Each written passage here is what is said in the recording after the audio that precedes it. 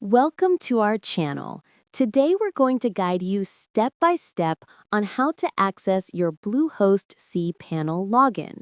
Bluehost cPanel is the central hub for managing your website, and following these steps will ensure you can log in smoothly. Step 1. Go to the Bluehost website and click on the Login button at the top right corner of the page. Step 2.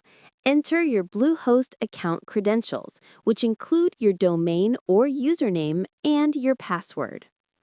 Step 3. Once logged in to your Bluehost account dashboard, locate the Advanced tab in the main menu. This is where you'll find the cPanel Access option. Step 4. Click on the cPanel button under the Advanced tab.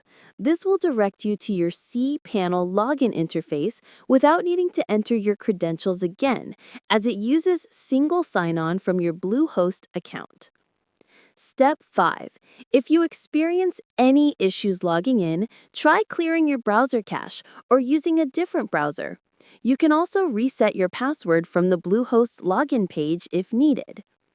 Step 6. For persistent login problems, contact Bluehost support. Provide your account details so their team can help you access your cPanel safely and quickly.